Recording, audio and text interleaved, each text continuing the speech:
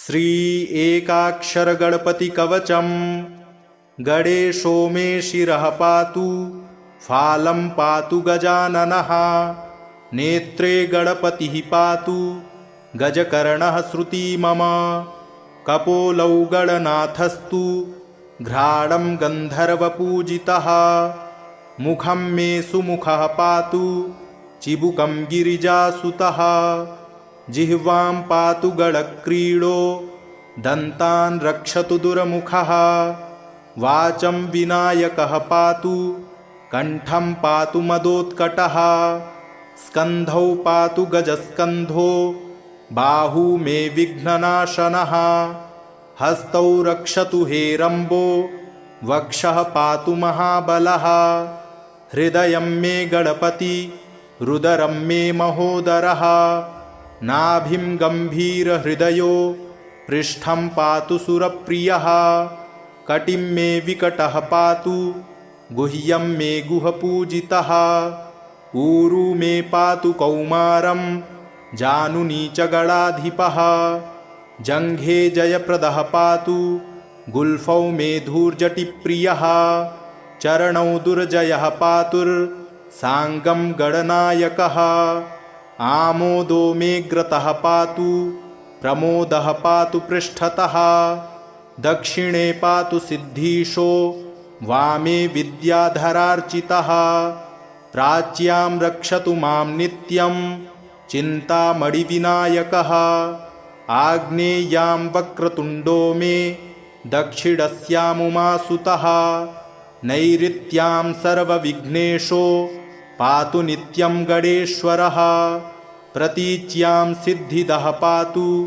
वायव्यां गजकर्णकः कौवेर्यां सर्वसिद्धीशो ईशान्यामीशनन्दनः ऊर्ध्वं विनायकः पातु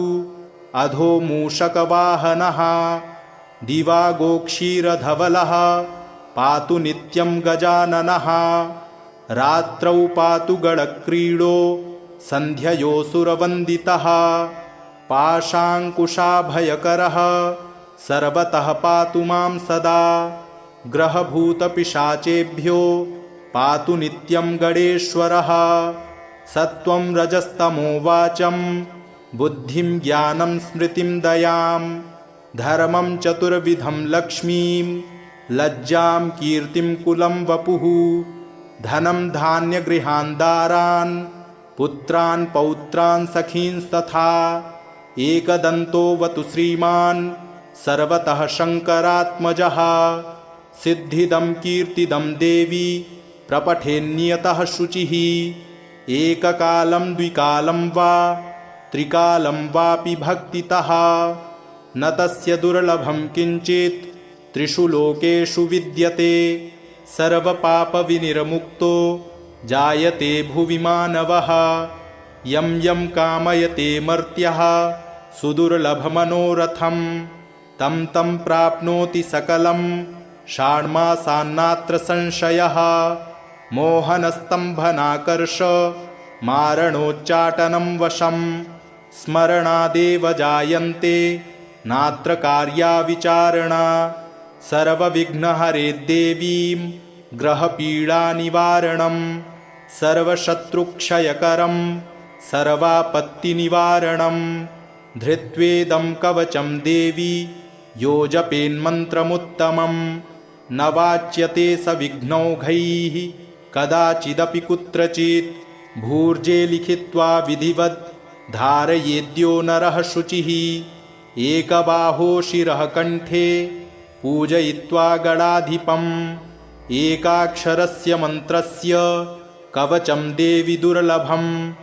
यो धारयेन्महेशानि न विघ्नैरभिभूयते गणेशहृदयं नाम कवचं सर्वसिद्धिदं पठेद्वा पाठयेद्वापि तस्य सिद्धिः करे स्थिता न प्रकाश्यं महेशानि कवचं यत्र कुत्रचित् दातव्यं भक्तियुक्ताय गुरुदेवपराय च गणेशो मे शिरः पातु फालं पातु गजाननः नेत्रे गणपतिः पातु गजकर्णः श्रुती मम कपोलौ गणनाथस्तु घ्राणं गन्धर्वपूजितः मुखं मे सुमुखः पातु चिबुकं गिरिजासुतः जिह्वां पातु गणक्रीडो दन्तान् रक्षतु दुर्मुखः वाचं विनायकः पातु कण्ठं पातु मदोत्कटः स्कन्धौ पातु गजस्कन्धो बाहू मे विघ्ननाशनः हस्तौ रक्षतु हेरम्बो वक्षः पातु महाबलः हृदयं मे गणपति रुदरं मे महोदरः नाभिं गम्भीरहृदयो पृष्ठं पातु सुरप्रियः कटिं मे विकटः पातु गुह्यं मे गुहपूजितः ऊरू मे पातु कौमारं जानुनी च गणाधिपः जङ्घे जयप्रदः पातु गुल्फौ मे धूर्जटिप्रियः चरणौ दुर्जयः पातुर्साङ्गं गणनायकः आमोदो मे ग्रतः पातु प्रमोदः पातु पृष्ठतः दक्षिणे पातु सिद्धीशो वामे विद्याधरार्चितः प्राच्यां रक्षतु मां नित्यं चिन्तामणिविनायकः आग्नेयां वक्रतुण्डो मे दक्षिणस्यामुमासुतः नैऋत्यां सर्वविघ्नेशो पातु नित्यं गणेश्वरः प्रतीच्यां सिद्धिदः पातु वायव्यां गजकर्णकः कौबेर्यां सर्वसिद्धीशो ईशान्यामीशनन्दनः ऊर्ध्वं विनायकः पातु अधो मूषकवाहनः दिवागोक्षीरधवलः पातु नित्यं गजाननः रात्रौ पातु गणक्रीडो सन्ध्ययोऽसुरवन्दितः पाशाङ्कुशाभयकरः सर्वतः पातु मां सदा ग्रहभूतपिशाचेभ्यो पातु नित्यं गणेश्वरः सत्त्वं रजस्तमो वाचं बुद्धिं ज्ञानं स्मृतिं दयां धर्मं चतुर्विधं लक्ष्मीं लज्जां कीर्तिं कुलं वपुः धनं धान्यगृहान् दारान् पुत्रान् पौत्रान् सखींस्तथा एकदन्तोऽवतु श्रीमान्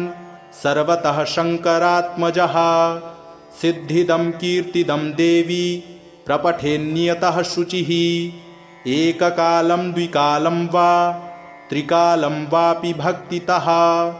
न तस्य दुर्लभं किञ्चित् त्रिषु लोकेषु विद्यते सर्वपापविनिर्मुक्तो जायते भुवि मानवः यं यं कामयते मर्त्यः सुदुर्लभमनोरथं तं तं प्राप्नोति सकलं षाण्मासान्नात्र संशयः मोहनस्तम्भनाकर्ष मारणोच्चाटनं वशं स्मरणादेव जायन्ते नात्र कार्या विचारणा सर्वविघ्नहरे देवीं ग्रहपीडानिवारणं सर्वशत्रुक्षयकरं सर्वापत्तिनिवारणं धृत्वेदं कवचं देवी यो जपेन्मन्त्रमुत्तमं न वाच्यते स विघ्नौघैः कदाचिदपि कुत्रचित् भूर्जे लिखित्वा विधिवत् धारयेद्यो नरः शुचिः एकबाहो शिरः कण्ठे पूजयित्वा गणाधिपम् एकाक्षरस्य मन्त्रस्य कवचं देवि दुर्लभं यो धारयेन्महेशानि न विघ्नैरभिभूयते गणेशहृदयं नाम कवचं सर्वसिद्धिदं पठेद्वा पाठयेद्वापि तस्य सिद्धिः करे स्थिता न प्रकाश्यं महेशानि कवचं यत्र कुत्रचित् दातव्यं भक्तियुक्ताय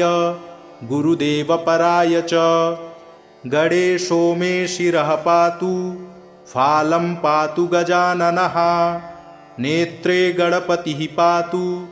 गजकर्णः श्रुती मम कपोलौ गणनाथस्तु घ्राणं गन्धर्वपूजितः मुखं मे सुमुखः पातु चिबुकं गिरिजासुतः जिह्वां पातु गळक्रीडो दन्तान् रक्षतु दुर्मुखः वाचं विनायकः पातु कण्ठं पातु मदोत्कटः स्कन्धौ पातु गजस्कन्धो बाहू मे विघ्ननाशनः हस्तौ रक्षतु हेरम्बो वक्षः पातु महाबलः हृदयं मे गणपति रुदरं मे महोदरः नाभिं गम्भीरहृदयो पृष्ठं पातु सुरप्रियः कटिं मे विकटः पातु गुह्यं मे गुहपूजितः ऊरू मे पातु कौमारं जानुनी च गणाधिपः जङ्घे जयप्रदः पातु गुल्फौ मे धूर्जटिप्रियः चरणौ दुर्जयः पातुर्साङ्गं गणनायकः आमोदो मे ग्रतः पातु प्रमोदः पातु पृष्ठतः दक्षिणे पातु सिद्धीशो वामे विद्याधरार्चितः प्राच्यां रक्षतु मां नित्यं चिन्तामणिविनायकः आग्नेयां वक्रतुण्डो मे दक्षिणस्यामुमासुतः नैऋत्यां सर्वविघ्नेशो पातु नित्यं गणेश्वरः प्रतीच्यां सिद्धिदः पातु वायव्यां गजकर्णकः कौबेर्यां सर्वसिद्धीशो ईशान्यामीशनन्दनः ऊर्ध्वं विनायकः पातु अधो मूषकवाहनः दिवागोक्षीरधवलः पातु नित्यं गजाननः रात्रौ पातु गणक्रीडो सन्ध्ययोऽसुरवन्दितः पाशाङ्कुशाभयकरः सर्वतः पातु मां सदा ग्रहभूतपिशाचेभ्यो पातु नित्यं गणेश्वरः सत्त्वं रजस्तमो वाचं बुद्धिं ज्ञानं स्मृतिं दयां धर्मं चतुर्विधं लक्ष्मीं लज्जां कीर्तिं कुलं वपुः धनं धान्यगृहान् दारान् पुत्रान् पौत्रान् सखींस्तथा एकदन्तोऽवतु श्रीमान् सर्वतः शङ्करात्मजः सिद्धिदं कीर्तिदं देवी प्रपठेन्नियतः शुचिः एककालं द्विकालं वा त्रिकालं वापि भक्तितः न तस्य दुर्लभं किञ्चित् त्रिषु लोकेषु विद्यते सर्वपापविनिर्मुक्तो जायते भुवि मानवः यं यं कामयते मर्त्यः सुदुर्लभमनोरथं तं तं प्राप्नोति सकलं षाण्मासान्नात्र संशयः मोहनस्तम्भनाकर्ष मारणोच्चाटनं वशं स्मरणादेव जायन्ते नात्र कार्या विचारणा सर्वविघ्नहरे देवीं ग्रहपीडानिवारणं सर्वशत्रुक्षयकरं सर्वापत्तिनिवारणं धृत्वेदं कवचं देवी यो जपेन्मन्त्रमुत्तमं न वाच्यते स विघ्नौघैः कदाचिदपि कुत्रचित् भूर्जे लिखित्वा विधिवत् धारयेद्यो नरः शुचिः एकबाहो शिरः कण्ठे पूजयित्वा गणाधिपम् एकाक्षरस्य मन्त्रस्य कवचं देवि दुर्लभं यो धारयेन्महेशानि न विघ्नैरभिभूयते गणेशहृदयं नाम कवचं सर्वसिद्धिदं पठेद्वा पाठयेद्वापि तस्य सिद्धिः करे स्थिता न प्रकाश्यं महेशानि कवचं यत्र कुत्रचित् दातव्यं भक्तियुक्ताय गुरुदेवपराय च गणेशो मे शिरः पातु फालं पातु गजाननः नेत्रे गणपतिः पातु गजकर्णः श्रुती मम कपोलौ गणनाथस्तु घ्राणं गन्धर्वपूजितः मुखं मे सुमुखः पातु चिबुकं गिरिजासुतः जिह्वां पातु गणक्रीडो दन्तान् रक्षतु दुर्मुखः वाचं विनायकः पातु कण्ठं पातु मदोत्कटः स्कन्धौ पातु गजस्कन्धो बाहू मे विघ्ननाशनः हस्तौ रक्षतु हेरम्बो वक्षः पातु महाबलः हृदयं मे गणपति रुदरं मे महोदरः नाभिं गम्भीरहृदयो पृष्ठं पातु सुरप्रियः कटिं मे विकटः पातु गुह्यं मे गुहपूजितः ऊरू मे पातु कौमारं जानुनी च गणाधिपः जङ्घे जयप्रदः पातु गुल्फौ मे धूर्जटिप्रियः चरणौ दुर्जयः पातुर्साङ्गं गणनायकः आमोदो मे ग्रतः पातु प्रमोदः पातु पृष्ठतः दक्षिणे पातु सिद्धीशो वामे विद्याधरार्चितः प्राच्यां रक्षतु मां नित्यं चिन्तामणिविनायकः आग्नेयां वक्रतुण्डो मे दक्षिणस्यामुमासुतः नैऋत्यां सर्वविघ्नेशो पातु नित्यं गणेश्वरः प्रतीच्यां सिद्धिदः पातु वायव्यां गजकर्णकः कौबेर्यां सर्वसिद्धीशो ईशान्यामीशनन्दनः ऊर्ध्वं विनायकः पातु अधो मूषकवाहनः दिवागोक्षीरधवलः पातु नित्यं गजाननः रात्रौ पातु गणक्रीडो सन्ध्ययोऽसुरवन्दितः पाशाङ्कुशाभयकरः सर्वतः पातु मां सदा ग्रहभूतपिशाचेभ्यो पातु नित्यं गणेश्वरः सत्त्वं रजस्तमो वाचं बुद्धिं ज्ञानं स्मृतिं दयां धर्मं चतुर्विधं लक्ष्मीं लज्जां कीर्तिं कुलं वपुः धनं धान्यगृहान् दारान् पुत्रान् पौत्रान् सखींस्तथा एकदन्तोऽवतु श्रीमान् सर्वतः शङ्करात्मजः सिद्धिदं कीर्तिदं देवी प्रपठेन्नियतः शुचिः एककालं द्विकालं वा त्रिकालं वापि भक्तितः न तस्य दुर्लभं किञ्चित् त्रिषु लोकेषु विद्यते सर्वपापविनिर्मुक्तो जायते भुवि मानवः यं यं कामयते मर्त्यः सुदुर्लभमनोरथं तं तं प्राप्नोति सकलं षाण्मासान्नात्र संशयः मोहनस्तम्भनाकर्ष मारणोच्चाटनं वशं स्मरणादेव जायन्ते नात्र कार्या विचारणा सर्वविघ्नहरे देवीं ग्रहपीडानिवारणं सर्वशत्रुक्षयकरं सर्वापत्तिनिवारणं धृत्वेदं कवचं देवी यो जपेन्मन्त्रमुत्तमं न वाच्यते स विघ्नौघैः कदाचिदपि कुत्रचित् भूर्जे लिखित्वा विधिवद् धारयेद्यो नरः शुचिः एकबाहो शिरः कण्ठे पूजयित्वा गणाधिपम् एकाक्षरस्य मन्त्रस्य कवचं देवि दुर्लभं यो धारयेन्महेशानि न विघ्नैरभिभूयते गणेशहृदयं नाम कवचं सर्वसिद्धिदं पठेद्वा पाठयेद्वापि तस्य सिद्धिः करे स्थिता न प्रकाश्यं महेशानि कवचं यत्र कुत्रचित् दातव्यं भक्तियुक्ताय गुरुदेवपराय च गणेशो मे शिरः पातु फालं पातु गजाननः नेत्रे गणपतिः पातु गजकर्णः श्रुती मम कपोलौ गणनाथस्तु घ्राणं गन्धर्वपूजितः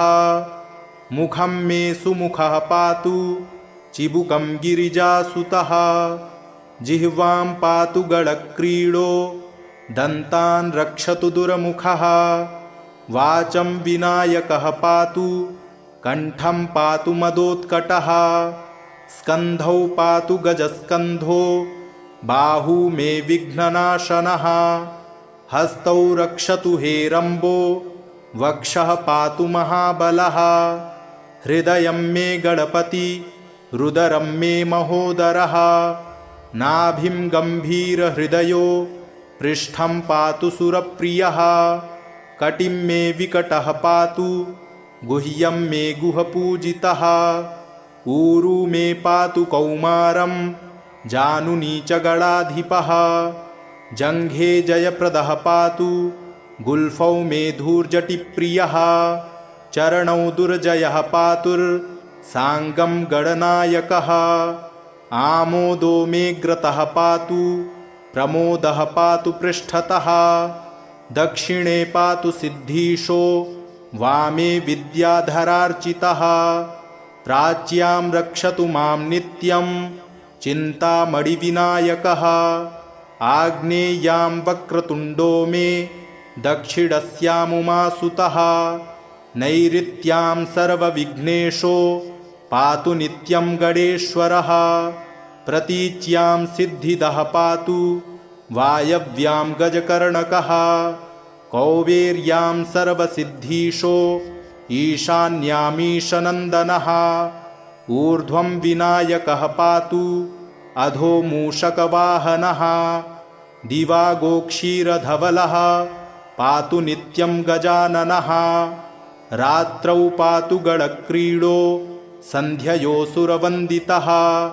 पाशाङ्कुशाभयकरः सर्वतः पातु मां सदा ग्रहभूतपिशाचेभ्यो पातु नित्यं गणेश्वरः सत्त्वं रजस्तमो वाचं बुद्धिं ज्ञानं स्मृतिं दयां धर्मं चतुर्विधं लक्ष्मीं लज्जां कीर्तिं कुलं वपुः धनं धान्यगृहान् दारान् पुत्रान् पौत्रान् सखींस्तथा एकदन्तोऽवतु श्रीमान् सर्वतः शङ्करात्मजः सिद्धिदं कीर्तिदं देवी प्रपठेन्नियतः शुचिः एककालं द्विकालं वा त्रिकालं वापि भक्तितः न तस्य दुर्लभं किञ्चित् त्रिषु लोकेषु विद्यते सर्वपापविनिर्मुक्तो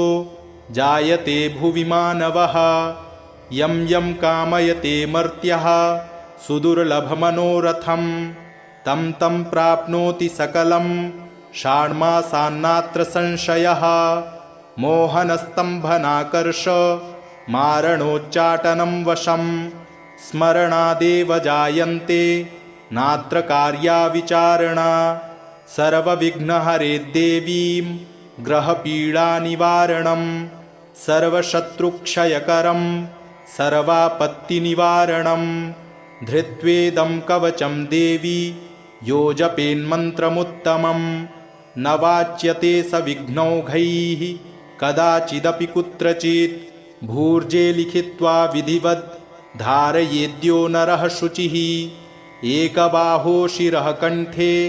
पूजयित्वा गणाधिपम् एकाक्षरस्य मन्त्रस्य कवचं देवि दुर्लभं यो धारयेन्महेशानि न विघ्नैरभिभूयते गणेशहृदयं नाम कवचं सर्वसिद्धिदं पठेद्वा पाठयेद्वापि तस्य सिद्धिः करे स्थिता न प्रकाश्यं महेशानि कवचं यत्र कुत्रचित् दातव्यं भक्तियुक्ताय गुरुदेवपराय च गणेशो मे शिरः पातु फालं पातु गजाननः नेत्रे गणपतिः पातु गजकर्णः श्रुती मम कपोलौ गणनाथस्तु घ्राणं गन्धर्वपूजितः मुखं मे सुमुखः पातु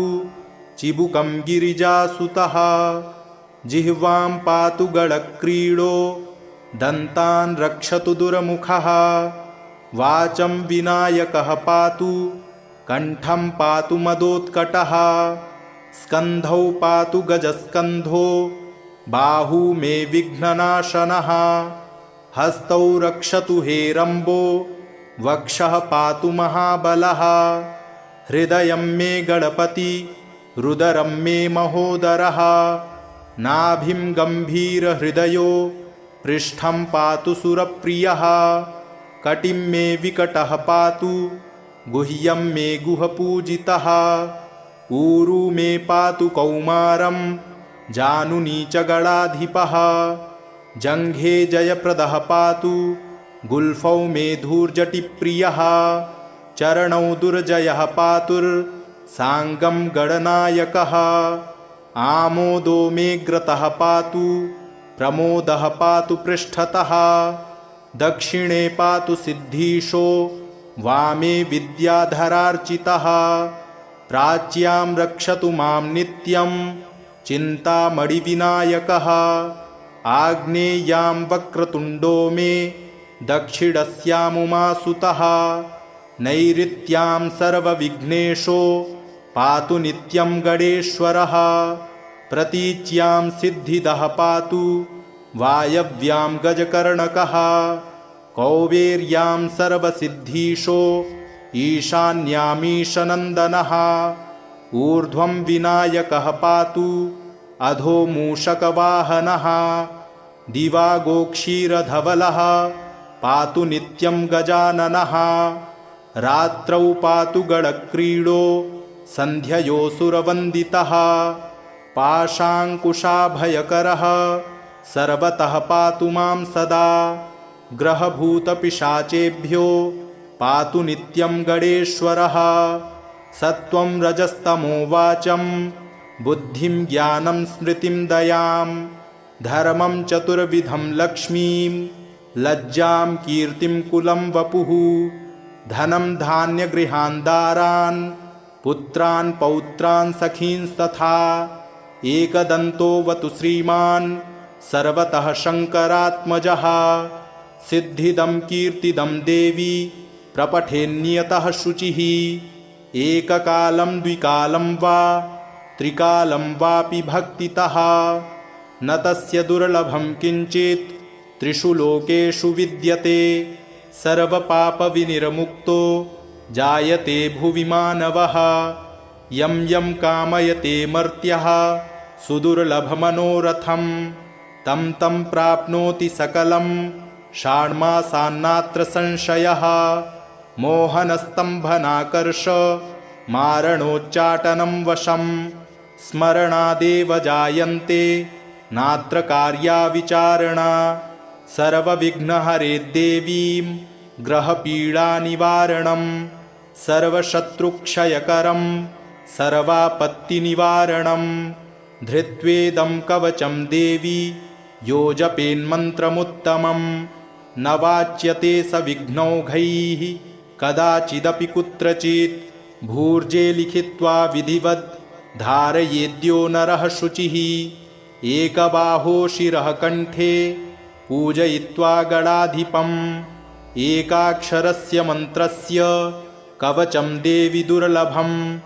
यो धारयेन्महेशानि न विघ्नैरभिभूयते गणेशहृदयं नाम कवचं सर्वसिद्धिदं पठेद्वा पाठयेद्वापि तस्य सिद्धिः करे स्थिता न प्रकाश्यं महेशानि कवचं यत्र कुत्रचित् दातव्यं भक्तियुक्ताय गुरुदेवपराय च गणेशो मे शिरः पातु फालं पातु गजाननः नेत्रे गणपतिः पातु गजकर्णः श्रुती मम कपोलौ गणनाथस्तु घ्राणं गन्धर्वपूजितः मुखं मे सुमुखः पातु चिबुकं गिरिजासुतः जिह्वां पातु गणक्रीडो दन्तान् रक्षतु दुर्मुखः वाचं विनायकः पातु कण्ठं पातु मदोत्कटः स्कन्धौ पातु गजस्कन्धो बाहू मे विघ्ननाशनः हस्तौ रक्षतु हेरम्बो वक्षः पातु महाबलः हृदयं मे गणपति रुदरं मे महोदरः नाभिं गम्भीरहृदयो पृष्ठं पातु सुरप्रियः कटिं मे विकटः पातु गुह्यं मे गुहपूजितः ऊरू मे पातु कौमारं जानुनी च गणाधिपः जङ्घे जयप्रदः पातु गुल्फौ मेधूर्जटिप्रियः चरणौ दुर्जयः पातुर्साङ्गं गणनायकः आमोदो मेऽग्रतः पातु प्रमोदः पातु पृष्ठतः दक्षिणे पातु सिद्धीशो वामे विद्याधरार्चितः प्राच्यां रक्षतु मां नित्यं चिन्तामणिविनायकः आग्नेयां वक्रतुण्डो मे दक्षिणस्यामुमासुतः नैऋत्यां सर्वविघ्नेशो पातु नित्यं गणेश्वरः प्रतीच्यां सिद्धिदः पातु वायव्यां गजकर्णकः कौबेर्यां सर्वसिद्धीशो ईशान्यामीशनन्दनः ऊर्ध्वं विनायकः पातु अधो मूषकवाहनः दिवागोक्षीरधवलः पातु नित्यं गजाननः रात्रौ पातु गणक्रीडो सन्ध्ययोऽसुरवन्दितः पाशाङ्कुशाभयकरः सर्वतः पातु मां सदा ग्रहभूतपिशाचेभ्यो पातु नित्यं गणेश्वरः सत्त्वं रजस्तमो वाचं बुद्धिं ज्ञानं स्मृतिं दयां धर्मं चतुर्विधं लक्ष्मीं लज्जां कीर्तिं कुलं वपुः धनं धान्यगृहान् दारान् पुत्रान् पौत्रान् सखींस्तथा एकदन्तोऽवतु श्रीमान् सर्वतः शङ्करात्मजः सिद्धिदं कीर्तिदं देवी प्रपठेन्नियतः शुचिः एककालं द्विकालं वा त्रिकालं वापि भक्तितः न तस्य दुर्लभं किञ्चित् त्रिषु लोकेषु विद्यते सर्वपापविनिर्मुक्तो जायते भुवि मानवः यं यं कामयते मर्त्यः सुदुर्लभमनोरथं तं तं प्राप्नोति सकलं षाण्मासान्नात्र संशयः मोहनस्तम्भनाकर्ष मारणोच्चाटनं वशं स्मरणादेव जायन्ते नात्र कार्या विचारणा सर्वविघ्नहरे देवीं ग्रहपीडानिवारणं सर्वशत्रुक्षयकरं सर्वापत्तिनिवारणं धृत्वेदं कवचं देवी यो जपेन्मन्त्रमुत्तमं न वाच्यते स विघ्नौघैः कदाचिदपि कुत्रचित् भूर्जे लिखित्वा विधिवद् धारयेद्यो नरः शुचिः एकबाहो शिरः कण्ठे पूजयित्वा गणाधिपम् एकाक्षरस्य मन्त्रस्य कवचं देवि दुर्लभं यो धारयेन्महेशानि न विघ्नैरभिभूयते गणेशहृदयं नाम कवचं सर्वसिद्धिदं पठेद्वा पाठयेद्वापि तस्य सिद्धिः करे स्थिता न प्रकाश्यं महेशानि कवचं यत्र कुत्रचित् दातव्यं भक्तियुक्ताय गुरुदेवपराय च गणेशो मे शिरः पातु फालं पातु गजाननः नेत्रे गणपतिः पातु गजकर्णः श्रुती मम कपोलौ गणनाथस्तु घ्राणं गन्धर्वपूजितः मुखं मे सुमुखः पातु चिबुकं गिरिजासुतः जिह्वां पातु गणक्रीडो दन्तान् रक्षतु दुर्मुखः वाचं विनायकः पातु कण्ठं पातु मदोत्कटः स्कन्धौ पातु गजस्कन्धो बाहू मे विघ्ननाशनः हस्तौ रक्षतु हेरम्बो वक्षः पातु महाबलः हृदयं मे गणपति रुदरं मे महोदरः नाभिं गम्भीरहृदयो पृष्ठं पातु सुरप्रियः कटिं मे विकटः पातु गुह्यं मे गुहपूजितः ऊरू मे पातु कौमारं जानुनी च गणाधिपः जङ्घे जयप्रदः पातु गुल्फौ मे धूर्जटिप्रियः चरणौ दुर्जयः पातुर्साङ्गं गणनायकः आमोदो मेऽग्रतः पातु प्रमोदः पातु पृष्ठतः दक्षिणे पातु सिद्धीशो वामे विद्याधरार्चितः प्राच्यां रक्षतु मां नित्यं चिन्तामणिविनायकः आग्नेयां वक्रतुण्डो मे दक्षिणस्यामुमासुतः नैऋत्यां सर्वविघ्नेशो पातु नित्यं गणेश्वरः प्रतीच्यां सिद्धिदः पातु वायव्यां गजकर्णकः कौबेर्यां सर्वसिद्धीशो ईशान्यामीशनन्दनः ऊर्ध्वं विनायकः पातु अधो मूषकवाहनः दिवागोक्षीरधवलः पातु नित्यं गजाननः रात्रौ पातु गणक्रीडो सन्ध्ययोऽसुरवन्दितः पाशाङ्कुशाभयकरः सर्वतः पातु मां सदा ग्रहभूतपिशाचेभ्यो पातु नित्यं गणेश्वरः सत्त्वं रजस्तमो वाचं बुद्धिं ज्ञानं स्मृतिं दयां धर्मं चतुर्विधं लक्ष्मीं लज्जां कीर्तिं कुलं वपुः धनं धान्यगृहान् दारान् पुत्रान् पौत्रान् सखींस्तथा एकदन्तोऽवतु श्रीमान् सर्वतः शङ्करात्मजः सिद्धिदं कीर्तिदं देवी प्रपठेन्नियतः शुचिः एककालं द्विकालं वा त्रिकालं वापि भक्तितः न तस्य दुर्लभं किञ्चित् त्रिषु लोकेषु विद्यते सर्वपापविनिर्मुक्तो जायते भुवि मानवः यं यं कामयते मर्त्यः सुदुर्लभमनोरथं तं तं प्राप्नोति सकलं षाण्मासान्नात्र संशयः मोहनस्तम्भनाकर्ष मारणोच्चाटनं वशं स्मरणादेव जायन्ते नात्र कार्या विचारणा सर्वविघ्नहरे देवीं ग्रहपीडानिवारणं सर्वशत्रुक्षयकरं सर्वापत्तिनिवारणं धृत्वेदं कवचं देवी यो जपेन्मन्त्रमुत्तमं न वाच्यते स विघ्नौघैः कदाचिदपि कुत्रचित् भूर्जे लिखित्वा विधिवद् धारयेद्यो नरः शुचिः एकबाहो शिरः कण्ठे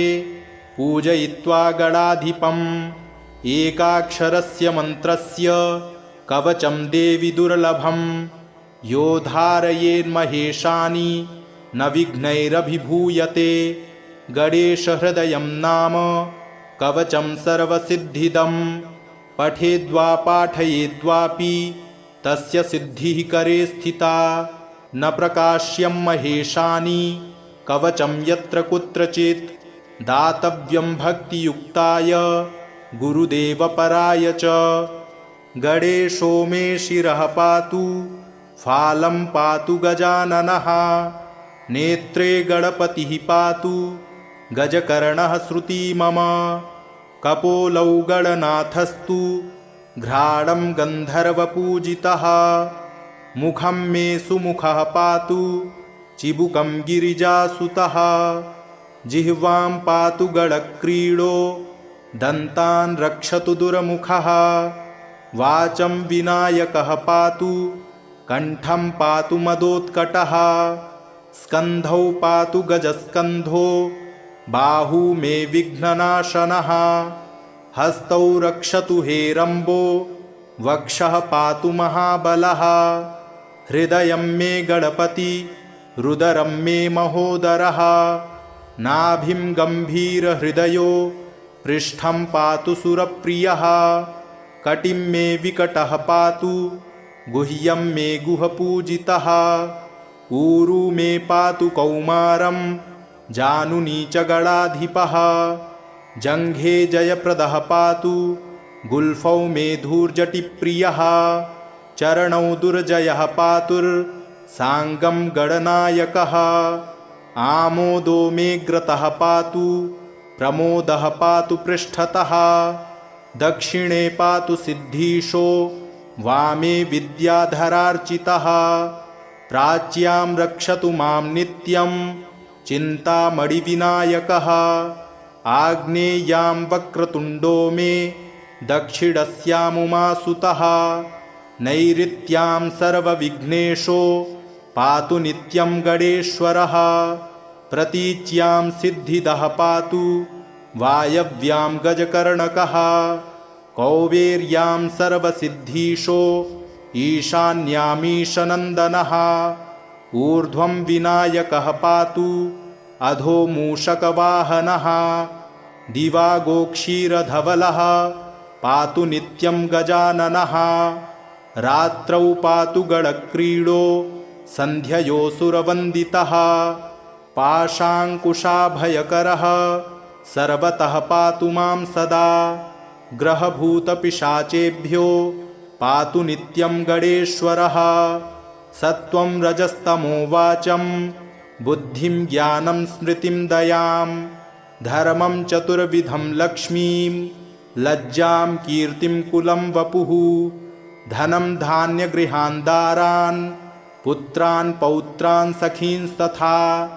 एकदन्तोऽवतु श्रीमान् सर्वतः शङ्करात्मजः सिद्धिदं कीर्तिदं देवी प्रपठेन्नियतः शुचिः एककालं द्विकालं वा त्रिकालं वापि भक्तितः न तस्य दुर्लभं किञ्चित् त्रिषु लोकेषु विद्यते सर्वपापविनिर्मुक्तो जायते भुवि मानवः यं यं कामयते मर्त्यः सुदुर्लभमनोरथं तं तं प्राप्नोति सकलं षाण्मासान्नात्र संशयः मोहनस्तम्भनाकर्ष मारणोच्चाटनं वशं स्मरणादेव जायन्ते नात्र कार्या विचारणा सर्वविघ्नहरे देवीं ग्रहपीडानिवारणं सर्वशत्रुक्षयकरं सर्वापत्तिनिवारणं धृत्वेदं कवचं देवी यो जपेन्मन्त्रमुत्तमं न वाच्यते स विघ्नौघैः कदाचिदपि कुत्रचित् भूर्जे लिखित्वा विधिवत् धारयेद्यो नरः शुचिः एकबाहो शिरः कण्ठे पूजयित्वा गणाधिपम् एकाक्षरस्य मन्त्रस्य कवचं देवि दुर्लभं यो धारयेन्महेशानि न विघ्नैरभिभूयते गणेशहृदयं नाम कवचं सर्वसिद्धिदं पठेद्वा पाठयेद्वापि तस्य सिद्धिः करे स्थिता न प्रकाश्यं महेशानि कवचं यत्र कुत्रचित् दातव्यं भक्तियुक्ताय गुरुदेवपराय च गणेशो मे शिरः पातु फालं पातु गजाननः नेत्रे गणपतिः पातु गजकर्णः श्रुती मम कपोलौ गणनाथस्तु घ्राणं गन्धर्वपूजितः मुखं मे सुमुखः पातु चिबुकं गिरिजासुतः जिह्वां पातु गणक्रीडो दन्तान् रक्षतु दुर्मुखः वाचं विनायकः पातु कण्ठं पातु मदोत्कटः स्कन्धौ पातु गजस्कन्धो बाहू मे विघ्ननाशनः हस्तौ रक्षतु हेरम्बो वक्षः पातु महाबलः हृदयं मे गणपति रुदरं मे महोदरः नाभिं गम्भीरहृदयो पृष्ठं पातु सुरप्रियः कटिं मे विकटः पातु गुह्यं मे गुहपूजितः ऊरू मे पातु कौमारं जानुनी च गणाधिपः जङ्घे जयप्रदः पातु गुल्फौ मे धूर्जटिप्रियः चरणौ दुर्जयः पातुर्साङ्गं गणनायकः आमोदो मे ग्रतः पातु प्रमोदः पातु पृष्ठतः दक्षिणे पातु सिद्धीशो वामे विद्याधरार्चितः प्राच्यां रक्षतु मां नित्यं चिन्तामणिविनायकः आग्नेयां वक्रतुण्डो मे दक्षिणस्यामुमासुतः नैऋत्यां सर्वविघ्नेशो पातु नित्यं गणेश्वरः प्रतीच्यां सिद्धिदः पातु वायव्यां गजकर्णकः कौबेर्यां सर्वसिद्धीशो ईशान्यामीशनन्दनः ऊर्ध्वं विनायकः पातु अधो मूषकवाहनः दिवागोक्षीरधवलः पातु नित्यं गजाननः रात्रौ पातु गणक्रीडो सन्ध्ययोऽसुरवन्दितः पाशाङ्कुशाभयकरः सर्वतः पातु मां सदा ग्रहभूतपिशाचेभ्यो पातु नित्यं गणेश्वरः सत्त्वं रजस्तमो वाचं बुद्धिं ज्ञानं स्मृतिं दयां धर्मं चतुर्विधं लक्ष्मीं लज्जां कीर्तिं कुलं वपुः धनं धान्यगृहान् दारान् पुत्रान् पौत्रान् सखींस्तथा एकदन्तोऽवतु श्रीमान् सर्वतः शङ्करात्मजः सिद्धिदं कीर्तिदं देवी प्रपठेन्नियतः शुचिः एककालं द्विकालं वा त्रिकालं वापि भक्तितः न तस्य दुर्लभं किञ्चित् त्रिषु लोकेषु विद्यते सर्वपापविनिर्मुक्तो जायते भुवि मानवः यं यं कामयते मर्त्यः सुदुर्लभमनोरथं तं तं प्राप्नोति सकलं षाण्मासान्नात्र संशयः मोहनस्तम्भनाकर्ष मारणोच्चाटनं वशं स्मरणादेव जायन्ते नात्र कार्या विचारणा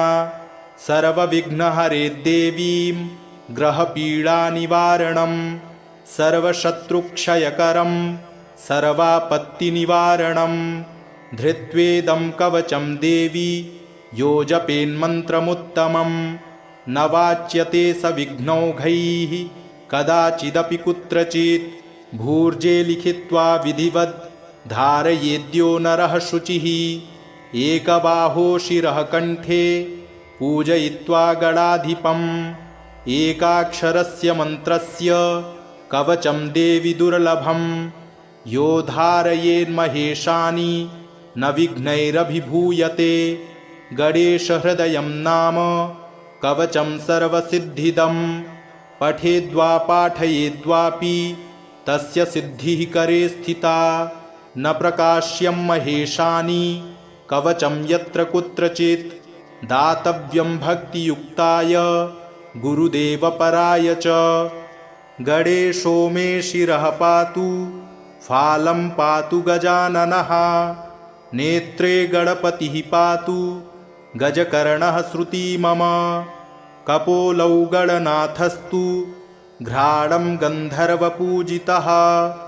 मुखं मे सुमुखः पातु चिबुकं गिरिजासुतः जिह्वां पातु गणक्रीडो दन्तान् रक्षतु दुर्मुखः वाचं विनायकः पातु कण्ठं पातु मदोत्कटः स्कन्धौ पातु गजस्कन्धो बाहू मे विघ्ननाशनः हस्तौ रक्षतु हेरम्बो वक्षः पातु महाबलः हृदयं मे गणपति रुदरं मे महोदरः नाभिं गम्भीरहृदयो पृष्ठं पातु सुरप्रियः कटिं मे विकटः पातु गुह्यं मे गुहपूजितः ऊरू मे पातु कौमारं जानुनी च गणाधिपः जङ्घे जयप्रदः पातु गुल्फौ मे धूर्जटिप्रियः चरणौ दुर्जयः पातुर्साङ्गं गणनायकः आमोदो मे ग्रतः पातु प्रमोदः पातु पृष्ठतः दक्षिणे पातु सिद्धीशो वामे विद्याधरार्चितः प्राच्यां रक्षतु मां नित्यं चिन्तामणिविनायकः आग्नेयां वक्रतुण्डो मे दक्षिणस्यामुमासुतः नैऋत्यां सर्वविघ्नेशो पातु नित्यं गणेश्वरः प्रतीच्यां सिद्धिदः पातु वायव्यां गजकर्णकः कौबेर्यां सर्वसिद्धीशो ईशान्यामीशनन्दनः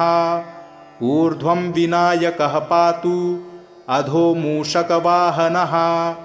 दिवागोक्षीरधवलः पातु नित्यं गजाननः रात्रौ पातु गणक्रीडो सन्ध्ययोऽसुरवन्दितः पाशाङ्कुशाभयकरः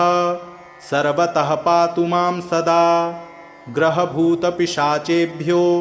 पातु नित्यं गणेश्वरः सत्त्वं रजस्तमो वाचं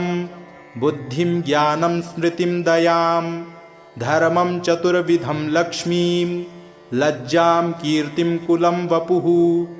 धनं धान्यगृहान् दारान् पुत्रान् पौत्रान् सखींस्तथा एकदन्तोऽवतु श्रीमान् सर्वतः शङ्करात्मजः सिद्धिदं कीर्तिदं देवी प्रपठेन्नियतः शुचिः एककालं द्विकालं वा त्रिकालं वापि भक्तितः न तस्य दुर्लभं किञ्चित् त्रिषु लोकेषु विद्यते सर्वपापविनिर्मुक्तो जायते भुवि मानवः यं यं कामयते मर्त्यः सुदुर्लभमनोरथं तं तं प्राप्नोति सकलं षाण्मासान्नात्र संशयः मोहनस्तम्भनाकर्ष मारणोच्चाटनं वशं स्मरणादेव जायन्ते नात्र कार्या विचारणा सर्वविघ्नहरे देवीं ग्रहपीडानिवारणं सर्वशत्रुक्षयकरं सर्वापत्तिनिवारणं धृत्वेदं कवचं देवी यो जपेन्मन्त्रमुत्तमं न वाच्यते स विघ्नौघैः कदाचिदपि कुत्रचित् भूर्जे लिखित्वा विधिवत् धारयेद्यो नरः शुचिः एकबाहो शिरः कण्ठे पूजयित्वा गणाधिपम् एकाक्षरस्य मन्त्रस्य कवचं देवि दुर्लभं यो धारयेन्महेशानि न विघ्नैरभिभूयते गणेशहृदयं नाम कवचं सर्वसिद्धिदं पठेद्वा पाठयेद्वापि तस्य सिद्धिः करे स्थिता न प्रकाश्यं महेशानि कवचं यत्र कुत्रचित् दातव्यं भक्तियुक्ताय गुरुदेवपराय च इति श्रीरुद्रयामले पार्वतीपरमेश्वरसंवादे एकाक्षर गणपतिकवचं सम्पूर्णम्।